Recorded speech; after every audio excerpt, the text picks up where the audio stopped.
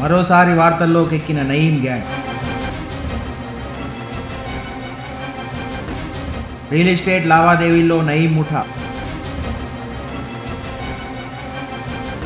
డబ్బులు ఇవ్వకపోతే కుటుంబం మొత్తాన్ని అంతం చేస్తామని బెదిరింపు.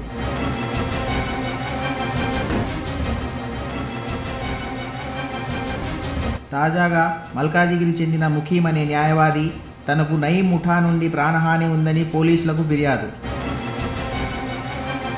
మాజీ నక్సలైటు నయీముద్దీన్, అతని అనుచరుల ఆగడాలు, ఆయన అనుచరులు షకీలు, పాషం శ్రీనివాసు, భోన్గిలు ఉంటారు. వీళ్ళు నాకు 2 సంవత్సరాల నుంచి వీళ్ళు టార్చరింగ్, బ్లాక్మెయిల్ చేయడం స్టార్ట్ చేశారు. మాదాపూర్లో సర్వే నంబర్ 68, 69, 70 సర్వే నంబర్లో 69 ఎకరాల 10 గుంటల భూమి కలదు అక్కడ. ఆ భూమి కేసు 1988లో హాషం అలీ అని రిటైర్డ్ ఐఏఎస్ ఆఫీసర్ వాళ్ళ ల్యాండ్.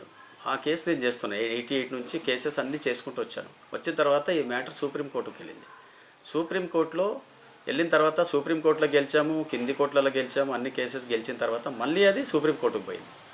2014లో నయీముద్దీన్ అనుచరులు షకీలు, పాషం శ్రీనివాస్ టార్చరింగ్ స్టార్ట్ చేసి నన్ను ఏం చేసి ఉప్పల్ బస్ స్టాండ్ దగ్గర తీసుకెళ్ళారు. అక్కడ నుంచి వాళ్ళ కార్లు ఎక్కించుకొని నయీముద్దీన్ మాట్లాడాలంటున్నాను తీసుకెళ్ళారు. బార్కస్ సైడ్ నయీముద్దీన్ తోటి మాట్లాడిపించారు.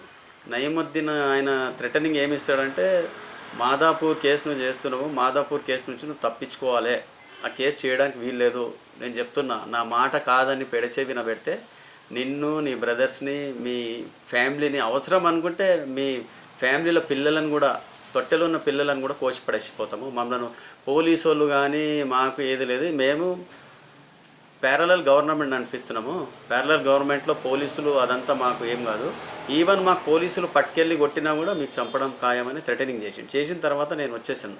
వచ్చిన తర్వాత నాకు ఎల్బీ నగర్లో వదిలేస్తే నేను అక్కడి నుంచి ఆటో పట్టుకొని వచ్చేసి మా ఇంట్లో జరిగిన విషయము, మా బ్రదర్స్కి, మదర్కి, మా మిస్సెస్కి జరిగిన విషయం గురించి చెప్పిన. ఇట్లుందంటే వాళ్ళన్నా జాగ్రత్తగా ఉండాలి మనం అంటే, ఆ రోజు నుంచి తప్పించుకోవాలని చెప్పి డిమాండ్ స్టార్ట్ అయిపోయింది వాళ్ళకి. డబ్బులు తెచ్చియకపోతే మీ కుటుంబ సభ్యులను మాత్రం హతమార్చడము ఎట్టి పరిస్థితుల్లో జరుగుతుంది, మమ్మల్ని ఏం చేస్తారో మీరు చేసుకోండి అన్నారు. తర్వాత 2 నెలల ముందు 3 నెలల నుంచి షకీలు, పాషం సీను అక్కడి నుంచి ఫోన్ వస్తుంది, ఆయనను పిలిపించి మాట్లాడిపియండి.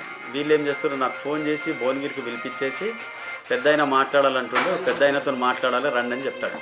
పెద్ద ఆయనతో మాట్లాడాలంటాడు. పెద్ద ఆయనతో ఏం మాట్లాడాలంటే పెద్ద ఆయన ఫోన్ చేస్తాడు, మీరు 10 కోట్లు ఇవ్వాలి, 10 కోట్లు ఇవ్వకపోతే మీరు 10 కోట్లు లేకుంటే 5 కోట్లన్నా ఇవ్వాలి, 5 కోట్లు లేకుంటే 3 కోట్లు ఇవ్వాలి, 3 కోట్లు ఇవ్వకపోతే ఫస్ట్ అయితే 1 కోటి రూపాయలు ఇవ్వాలంటే జూన్ 26th రోజు వెళ్ళి 25th రోజు వెళ్ళి 1,07,00,000 ఇచ్చా.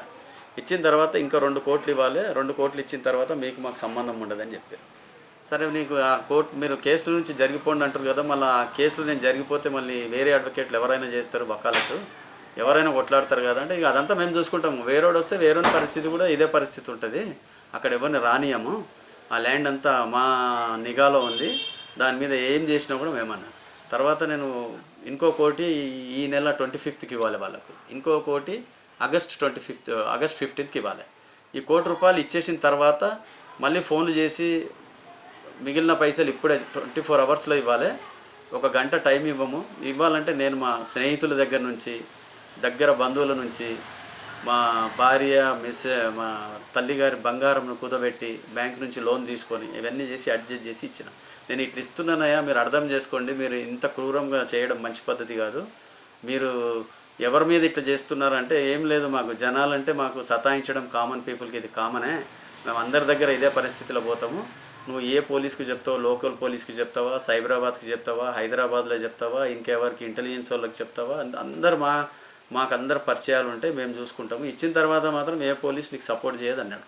కాబట్టి దీని మీద ఏంటంటే, నేను ముఖ్యమంత్రి గారికి కానీ, ఇంటెలిజెన్స్ వాళ్ళకి కానీ, పోలీస్ అధికారులకు కానీ, లోకల్ పోలీస్ వాళ్ళకి కానీ నేను కోరుకునేది, సివి ఆనంద్ కమిషనర్ గారికి కూడా కోరుకునేది ఏంటంటే, మీడియా ద్వారా దీని మీద సమగ్రమైన దర్యాప్తు జరిపి, దీని మీద నేను బలైనట్టు ఇంకా వేరే ఎవరు బలి కాకుండా, వీళ్ళు ఒకరిని కాగానే ఇంకొన్ని టార్గెట్ చేస్తారు, టార్గెట్ చేసి వీళ్ళు ఒక ముసుగులో పని చేస్తారు, ఆ ముసుగును పక్కకు పెట్టి ఆ ముసుగులో పని చేసుకుంటూ ఇలాంటి బ్లాక్మెయిలింగ్కి వీళ్ళు పాటుపడుతున్నారు. కాబట్టి వీళ్ళ ఆగడాలకు, వీళ్ళు చేసే ఈ చేష్టలకు ఫుల్ స్టాప్ పెట్టి వీళ్ళ మీద కఠినమైన చర్య తీసుకోవాలి. ఒకవేళ ఈ చర్యలు తీసుకోకుంటే వీళ్ళు ప్యారలల్ గవర్నమెంట్ తెలంగాణ నడిపిస్తారు వీళ్ళు. కాబట్టి నేను ముఖ్యమంత్రి గారిని కోరేది ఒకటే, వీళ్ళ మీద కఠినమైన చర్యలు తీసుకొని నాకు న్యాయం చేయండి అని చెప్తున్నాను.